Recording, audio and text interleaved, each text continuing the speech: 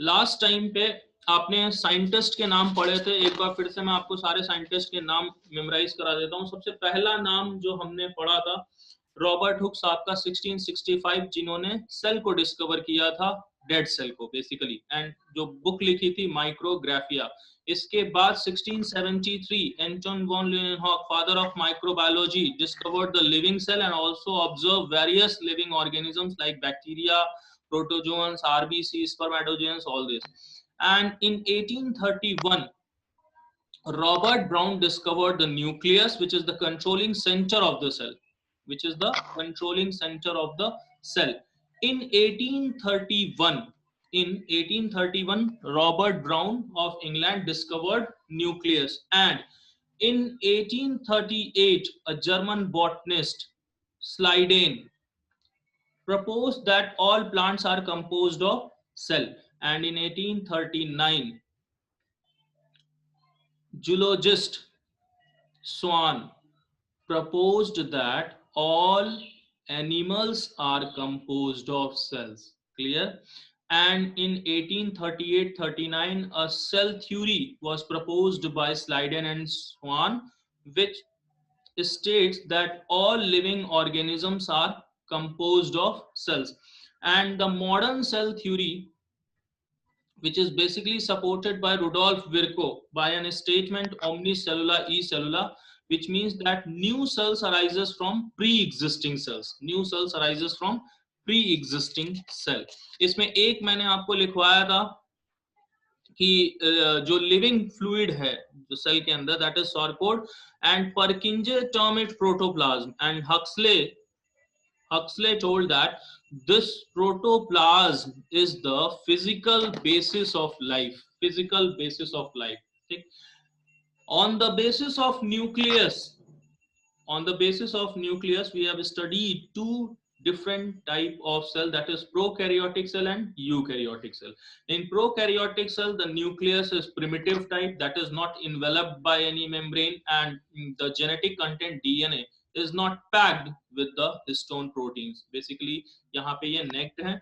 And eukaryotic cells की जब हम बात करेंगे तो यहाँ पे वेल डिफाइंड न्यूक्लियस प्रेजेंट है, प्रॉपर कवर्ड है, and there DNA is also compactly packed with the histone proteins, and there DNA is also compactly packed with the histone proteins.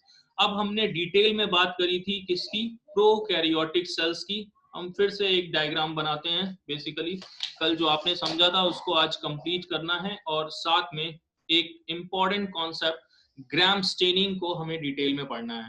ठीक, चलें आगे, बहुत ध्यान से सुनो.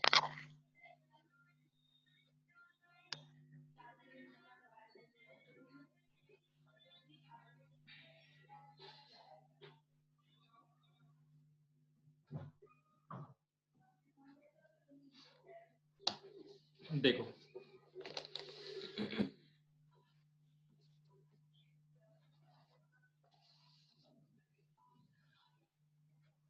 हम यहाँ बात कर रहे थे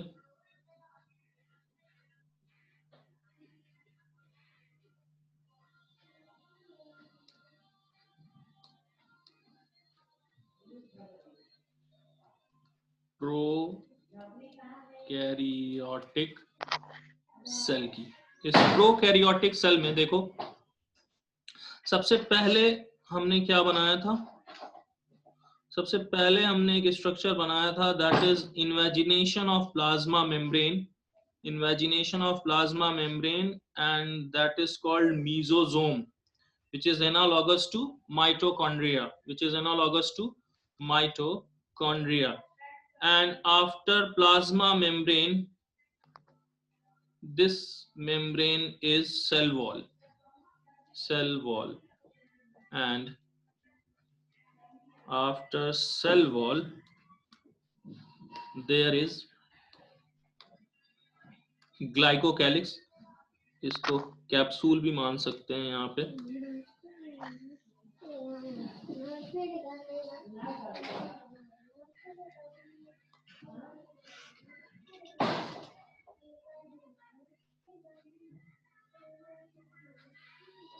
ये तीन लेयर आपको दिख रही है जिसको हम सेल इन्वेलप कहते हैं यहाँ पे, ये ठीक. अब देखो यहाँ पे जो हमने देखा था कि इनका जो जेनेटिक कंटेंट है, क्लियर है, DNA double standard circular DNA यहाँ पे that is not packed with any kind of histone proteins and this structure is basically mesosome. ये है मीजोजोम, जिसमें आपको याद रखना था क्या कि ये फंक्शनली सिमिलर है किसके, माइटोकॉन्ड्रिया के सिक्रीशंस में, रेस्पिरेशंस में, सेल वॉल फॉर्मेशन में, DNA duplication and there distribution में, इन सब में मीजोजोम का इंपॉर्टेंट रोल है। फिर मैंने आपको सरफेस स्ट्रक्चर्स के बारे में बताया था कि फ्लैजिला प्रेजेंट होगा जो भी मोटाइल बैक्टीरिया होंगे उनके अंदर। एंड यहाँ पर ये जो लेयर आप देख रहे हो ये है प्लाज्मा मेम्ब्रेन, इसके बाद नेक्स्ट ये है सेल वॉल, इनको हम मानते हैं कि ये है outer capsule which is mainly protective in nature, clear. यहाँ पर हमने बात करी थी एक और स्ट्रक्चर की, दैट इज पॉलीसोम और पॉलीराइबोसोम। एंड राइबोसोम यहाँ पे हम देख रहे हैं कैसा है, 70S टाइप का राइबोसोम्स है। And along with ribosomes there are several inclusion bodies which are present, clear यहाँ तक सभी को। अब यहाँ पे कुछ स्ट्रक्चर्स थे जो हमने लास्ट टाइम पे डिस्कस किए थे डिटेल में, एक बार फिर से सुन लो। सबसे पहले हमने डिस्कस किया था इसको, ग्लाइकोकैलिक्स या कैप्सूल को। मैंने बोला कि ये दो फॉर्म में हो सकता है, either in a loose sheath slime layer के फॉर्म में, एंड अगर ये स्लाइम लेयर के फॉर्म में है देन इनका फंक्शनल रोल क्या होगा, it prevent loss of water and nutrients, ठीक।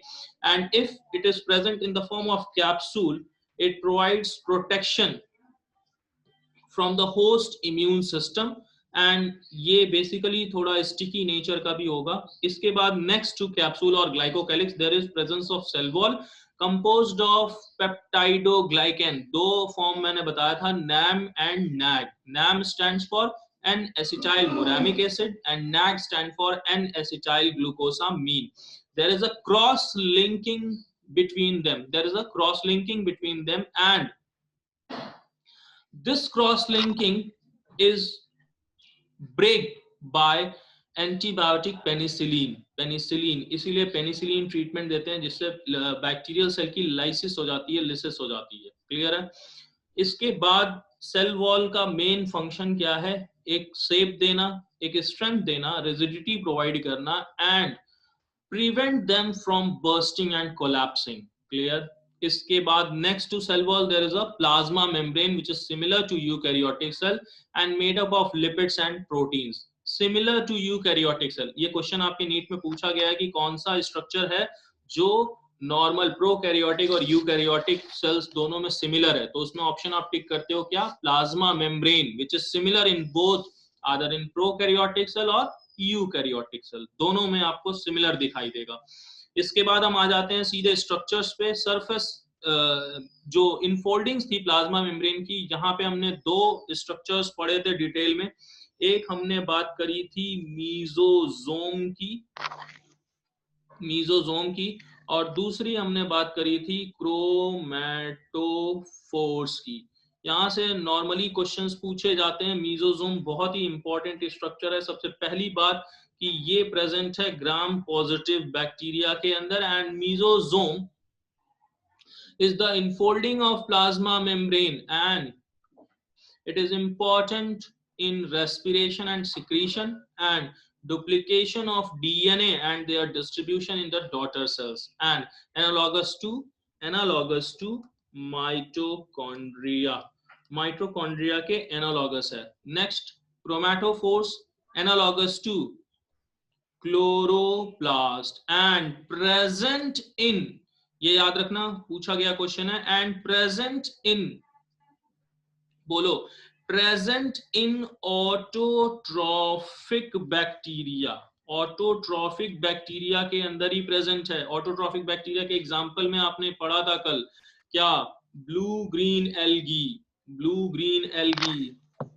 ग्रीन ये सल्फर बैक्टीरिया, फिर इसमें purple sulphur bacteria, and green sulfur bacteria. Blue green algae, purple sulfur bacteria, green sulfur bacteria. ये सब कैसे हैं? ऑटोट्रॉफिक बैक्टीरिया, इसीलिए इनमें पिगमेंट प्रेजेंट है chromatophores, which is analogous to chloroplast. जो फंक्शनल रोल क्लोरोप्लास्ट परफॉर्म करता है, सिमिलर उसी की तरह बैक्टीरिया के अंदर क्रोमैटोफोर्स होते हैं. लास्ट टाइम पे हमने ये सारा डिस्कस किया था डिटेल में. अब देखो लास्ट में हमने यहाँ पे 3 सरफेस स्ट्रक्चर्स को डिस्कस किया था. फटाफट एक बार रिवाइज करते हैं. हमने बात करी थी फ्लैजिला की, composed of flagellin protein having two main part, one the extended part called as filament and the basal part, and the middle portion is called as hook. The basal part having rings, LPSM rings. L ring stands for lipopolysaccharide, P ring stands for peptidoglycan. Clear? Next two flagella हमने बात करी थी पिलाई की. अब पिलाई में एक ही पिलाई है जो आपसे क्वेश्चन में पूछा जाता है, दैट इज सेक्स पिलाई. ठीक, sex pili play a significant role in conjugation of bacteria. अब ये कॉन्जुगेशन कब होगा? During gametic exchange. तो रिकॉम्बिनेशन के लिए ये पिलाई इंपॉर्टेंट है. And next to pili another structure that is called fimbriae. Fimbriae, fimbriae से सिर्फ एक बात आपको याद रखनी है, वही क्वेश्चन में आपसे पूछा जाता है कि फिम्ब्री एक तो ब्रिस्टल लाइक स्ट्रक्चर है, ब्रिस्टल लाइक या ब्रश लाइक स्ट्रक्चर है. And the main leading role of this fimbri is through it bacteria attached to the rock surface or host surface. इसी की मदद से बैक्टीरिया रॉक सरफेस से या host से अटैच हो पाता है. आई थिंक यहां तक सभी को याद हो गया होगा. बोलो. Yes sir. Very good.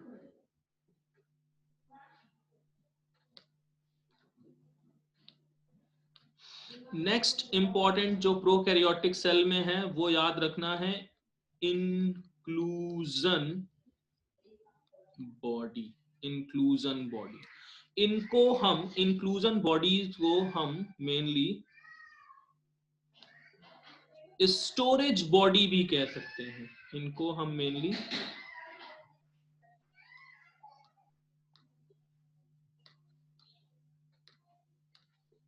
Inclusion bodies को हम स्टोरेज बॉडीज भी कह सकते हैं. ठीक, अब देखो ये जो स्टोरेज इंक्लूजन बॉडीज में है, इसमें नाम याद रखना है आपको जो पूछे जाते हैं. इसमें एक आता है जैसे PCG, याद कर सकते हो इसमें PCG. P stands for phosphate granules, phosphate granules. C Sinophysian granules, Sinophysian granules and glycogen granules. ये हैं जो स्टोरेज का फंक्शन परफॉर्म करते हैं.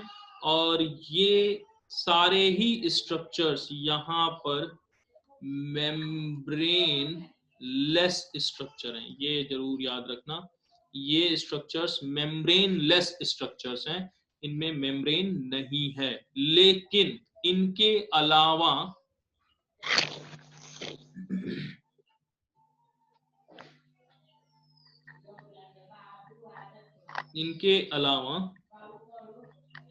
some inclusion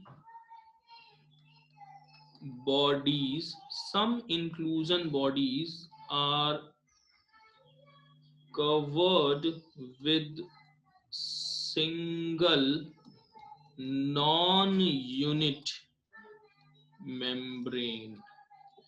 इनके एग्जाम्पल जरूर याद रखना. पहला तो सभी को याद होता है गैस वैक्यूल्स, ये प्रेजेंट होते हैं, नॉर्मली बैलेंसी प्रोवाइड करते हैं.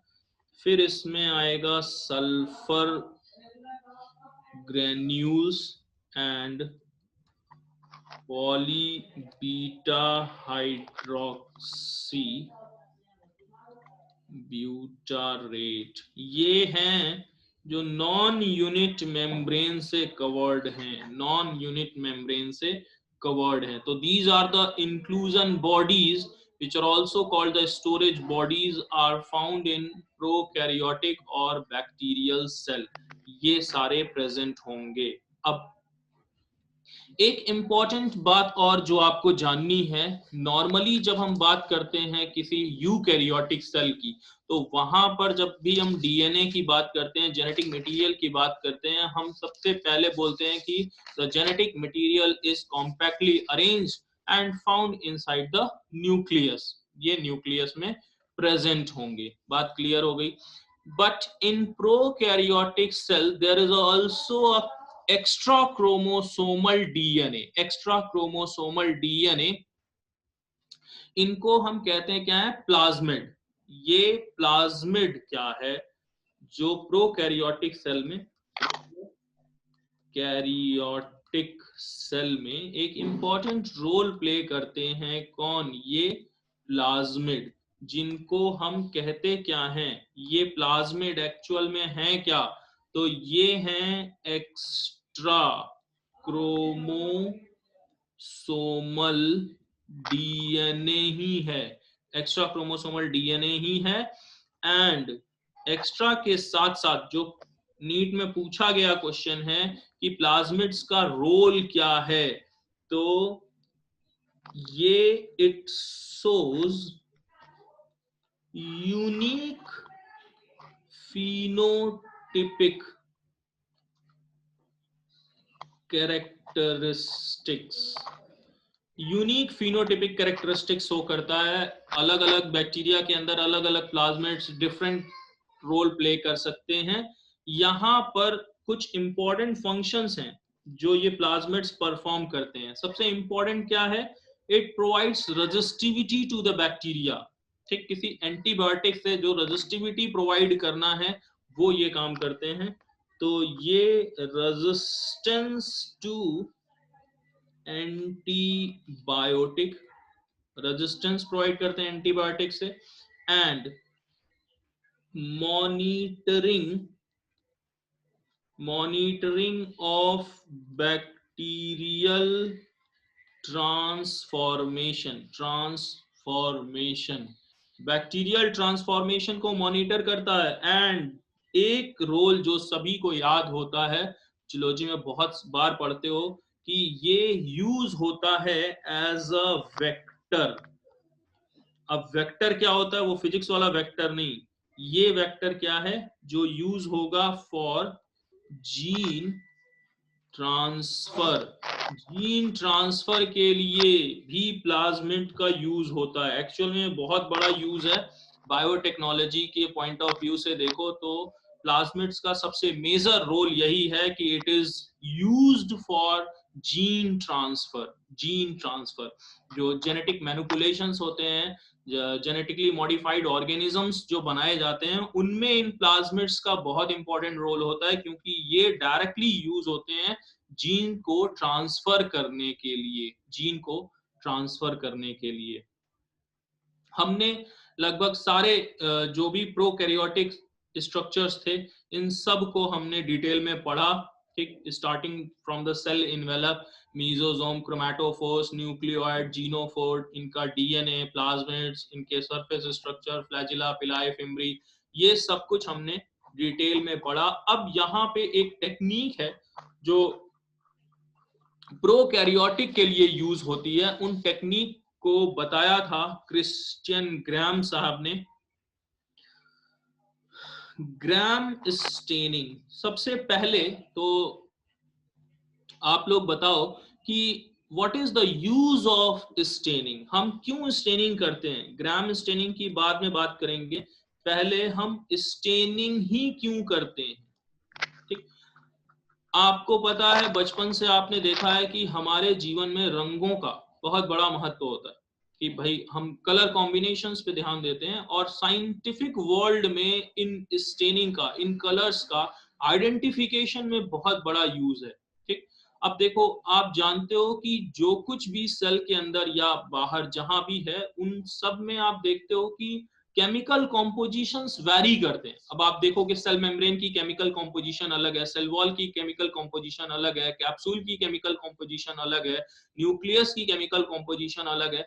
तो जितने डिफरेंट डिफरेंट केमिकल कॉम्बिनेशंस होंगे, जब ये रिएक्ट करेंगे किसी से, तो डिफरेंट कलर्स देते हैं। अलग अलग रिएक्शन होगी तो अलग अलग रिएक्शन होगी तो अलग अलग उसके जो कलरिंग होगा, उससे हमें बेनिफिट होता है कि हम इजीली आइडेंटिफाई कर पाते हैं। ठीक, जैसे रोड पे चलते हो तो रेड लाइट दिखती है या ग्रीन लाइट दिखती है या येलो लाइट दिखती है, तो इससे हमें क्या, हम तुरंत आइडेंटिफाई कर लेते हैं, भाई रेड लाइट है, अब हमें आगे नहीं बढ़ना है, रुक जाना है। ग्रीन लाइट है तो बढ़ते चले जाना है। तो ये जो कलर्स हैं, it plays an important role in the scientific world by a process staining। ठीक, तो ग्राम स्टेनिंग यहाँ पे जो आप देख रहे हो, ग्राम स्टेनिंग जिसको प्रपोज किया था क्रिस्टियन ग्राम ने, ये बेसिकली स्टेनिंग किस लिए थी, ताकि हम ग्राम पॉजिटिव और ग्राम निगेटिव के बीच में डिफरेंस बता पाए। अब देखो, सबसे पहला तो यही है समझना कि ये ग्राम पॉजिटिव और ग्राम निगेटिव होने से मतलब क्या है और क्या क्यों ये परफॉर्म होता है। सबसे पहले अगर माइक्रोबायोलॉजी लैब में जाओगे तो वहां पे जो सबसे पहली चीज सिखाई जाती है वो यही ग्राम स्टेनिंग है। हालांकि वहां पे वो पूरा फॉर्मेट बना होता है जिस पे लिखा होता है कि how to perform gram staining, step by step उसको पढ़ के आप परफॉर्म भी कर लेते हो, बाद में वो सारे प्रोसेस हमें याद हो जाते हैं। यहाँ पे हमें सिर्फ 2-3 बातों का ध्यान रखना है जिससे नीट में क्वेश्चन पूछा जाता है। पहला क्या है, ये जो ग्राम स्टेनिंग है ये बताता है कि कौन सा बैक्टीरिया ग्राम पॉजिटिव है और कौन सा ग्राम निगेटिव है। तो ग्राम पॉजिटिव कौन सा है और ग्राम निगेटिव कौन सा है, तो किस बेसिस पे ये पता लगाएंगे। इसमें देखो, पॉजिटिव का मतलब क्या है कि ये स्टेन को यहाँ पे रिटेन करेगा स्टेन को। तो अगर कोई रिटेन कर रहा है, retain the stain and remain blue और वायलेट, तो ये अगर स्टेन को रिटेन कर रहा है, कलर इसका ब्लू या वायलेट बना हुआ है, तो उसको हम किस कैटेगरी में रखेंगे, ग्राम पॉजिटिव की। बट अगर यहाँ ये कलरलेस हो जाए, कलरलेस हो जाए या डी स्टेन्ड हो जाए, कलरलेस हो जाए या डी स्टेन्ड हो जाए, और काउंटर स्टेन करने के बाद से, काउंटर स्टेन आगे बताऊंगा क्या होगा, अगर इसमें पिंक कलर आ जाए, पिंक कलर कब, काउंटर स्टेन के बाद, तब हम मानेंगे कि ये कैसा है, ग्राम निगेटिव है। तब हम क्या मानेंगे कि ये जो है वो ग्राम निगेटिव है। अब यहाँ पे जब आप लैब में जाते हो, कभी जाओगे माइक्रोबायोलॉजी लैब में, वैसे एमबीबीएस के टाइम पे भी ये ग्राम स्टेनिंग आपको बताई जाएगी। तो यहाँ पे क्या हमें देखना है, स्टेप वाइज आप देखो इसको बहुत ध्यान से, एक बार समझ लोगे फिर बाद में भूलेगा नहीं। क्वेश्चन केवल 2 ही आएंगे, वो नॉर्मली याद रहते हैं हमें। एक तो वो आयोडीन वाला जो आप याद करते हो, क्यों यूज करते हैं मॉडर्न मॉडर्न के लिए, और ये क्रिस्टल वॉयलेट कॉम्प्लेक्स क्या होता है। तो ये सारी बातें आप देख लो एक बार फिर से ध्यान से। सबसे पहला हम क्या काम करते हैं, ग्राम स्टेनिंग अगर हमें करना है तो हम क्या करते हैं, यहाँ पे अगर हम ग्राम स्टेनिंग करने जा रहे हैं तो एक हम लेते हैं स्लाइड, क्या लेंगे, एक हम लेंगे यहाँ पे स्लाइड, नॉर्मल जो ग्लास स्लाइड आप देखते हो लैब्स के अंदर, इसके ऊपर हम बैक्टीरियल स्मीयर ले लेंगे, इसके ऊपर हम बैक्टीरियल स्मीयर, जिसमें हमें टेस्ट करना है कि भाई ये जो बैक्टीरिया है ये ग्राम पॉजिटिव है या ग्राम निगेटिव है, कैसा है, इस बात के लिए हम बैक्टीरियल स्मीयर ले लेंगे। इसको प्रॉपरली दूसरी स्लाइड से हम क्या करते हैं, प्रॉपर स्प्रेड कर देते हैं बैक्टीरिया को। जैसे ये स्लाइड लिया, स्टेन लिया और ऐसे प्रॉपर इसको क्या कर दिया, स्प्रेड कर दिया, इसको हमने स्प्रेड कर दिया। ठीक, अब स्प्रेड करने के बाद हम क्या करते हैं, basic dye crystal violet use करते हैं। मैं यहाँ स्टेप जो याद रखना है वो पहले स्टेप में हम क्या करेंगे, यहाँ पे यूज करेंगे बेसिक डाई। कौन सा? Crystal violet. ठीक, या हम इसी को कहेंगे, क्वेश्चन में पूछा जा सकता है, इसी क्रिस्टल वॉयलेट को हम कहेंगे प्राइमरी स्टेन।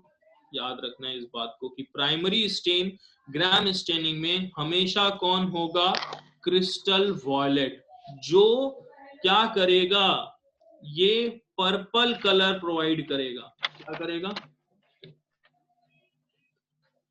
ये देगा कौन सा, पर्पल कलर। क्लियर?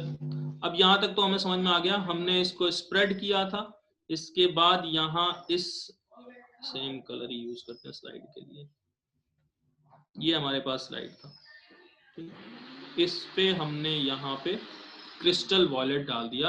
अब 30 सेकेंड्स के लिए जनरली हम इसको यूज करते हैं। 30 सेकेंड के बाद हम इसको जेंटल वॉश कर देते हैं, जेंटली वॉश। देखो अब ये जेंटली वॉश का मतलब क्या होता है, नॉर्मली जब हमें लैब में ये करते वक्त सिखाया जाता है, तो जो टैप होता है, आपने टैप खोला और सीधे इसको ये स्लाइड को रख दिया उसके अंदर, उसके पास, तो क्या होगा, इतनी तेज प्रेशर से पानी आएगा, सारी स्लाइड धुल जाएगी। तो जेंटल वॉश का मतलब उसको बहुत हल्के से हमें वहां पे वॉशिंग करनी है, ताकि जो स्मीयर है वो जाए ना। तो जेंटल वॉश कर दिया हमने। अब second step and second question also, यहाँ पे अब हम क्या यूज करेंगे, तो सेकेंड स्टेप के अंदर हम यूज करेंगे ग्राम्स आयोडीन सॉल्यूशन। सबसे इंपॉर्टेंट यही पूछा जाता है, ग्राम आयोडीन सॉल्यूशन, जिसको मॉर्डेंट कहते हैं। मॉर्डेंट से एफिनिटी बढ़ जाती है कलरेशन की, मॉर्डेंट यूज करने से कलरेशन की एफिनिटी बढ़ जाती है, इसीलिए ग्राम्स आयोडीन सॉल्यूशन को यहाँ कलर फिक्सर्स भी कहा जाता है। तो जब ये हमने यूज कर लिया, तो अब यहाँ पर बना क्या, यहाँ पे CVI यानी crystal violet iodine complex, crystal violet iodine complex बन गया, क्रिस्टल वॉयलेट आयोडीन कॉम्प्लेक्स। इसमें यहां तक सभी को क्लियर है। नेक्स्ट स्टेप में अब हम जानेंगे कि इस क्रिस्टल वॉयलेट आयोडीन कॉम्प्लेक्स का हम क्या करेंगे। ठीक, यहां तक सभी को समझ में आ गया, बोलो। यहां तक कोई डाउट नहीं है, सिर्फ दो बातें याद रखनी है। Primary stain is crystal violet which is a basic dye, and again there is a use of mordant, that is iodine solution, and after using iodine solution it forms CVI, crystal violet iodine complex, crystal violet iodine complex. ये अभी तक हमने 3 step follow किए हैं।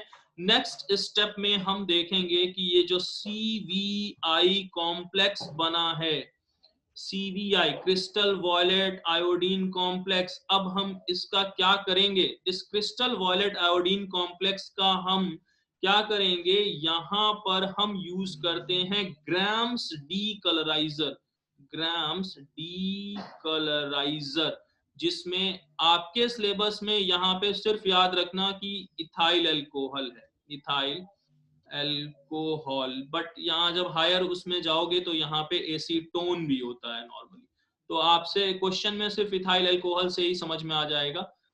Acetone भी use करते हैं वैसे इस ग्राम्स डीकलराइजर में। अब इस ट्रीटमेंट के बाद 2 रिजल्ट आएंगे, क्या, अगर ये रिटेन रहे, इफ दे